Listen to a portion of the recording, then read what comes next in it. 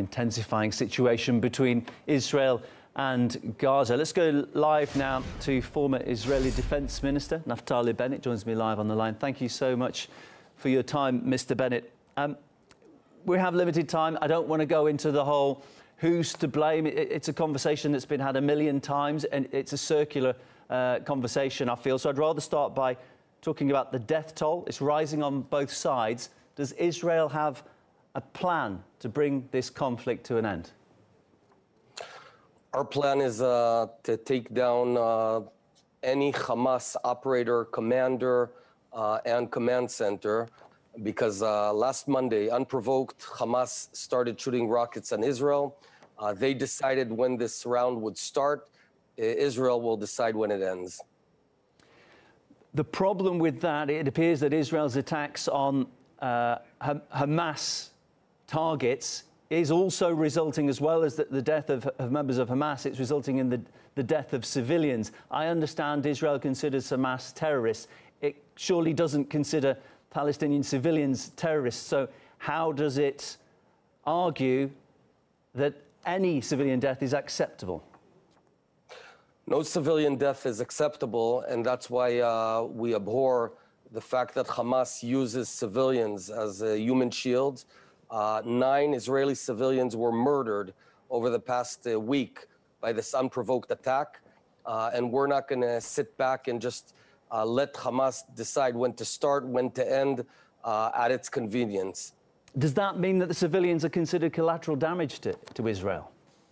No, it means that Hamas is murdering its own people by hiding cowardly behind the civilians, by hiding its command centers within buildings that belong to hospitals or schools. This is a cynical way of operating, and they hold direct responsibility to all the deaths. And as I said, 9 Israelis were killed by Hamas.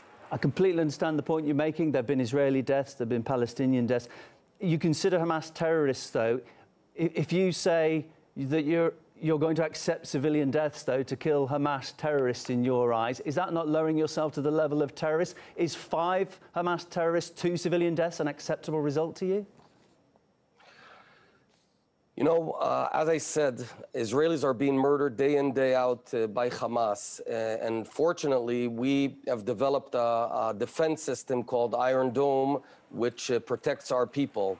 The Hamas can also develop an Iron Dome. It's very simple.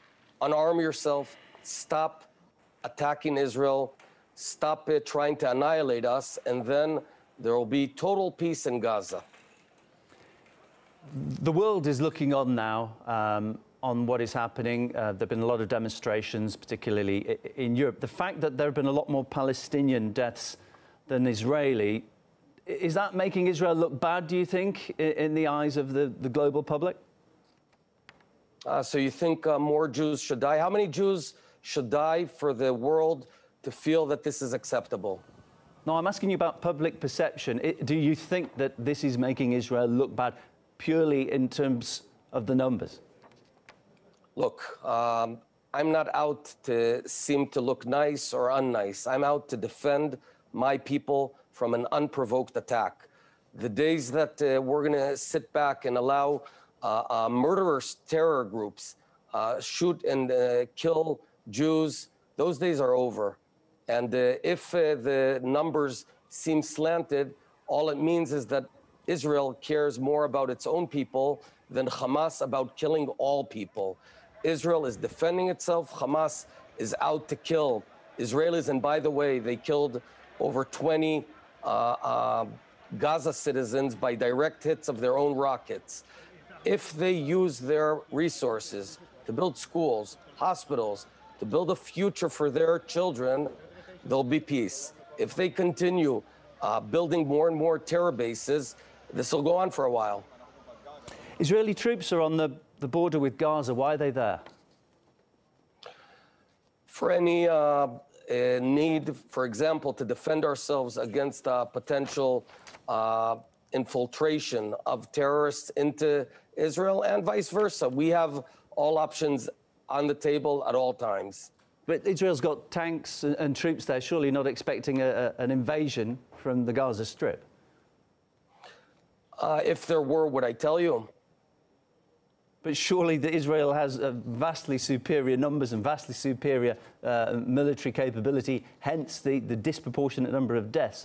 Surely that's not a realistic anticipation. Again, you're talking about disproportionality. Let me show you something.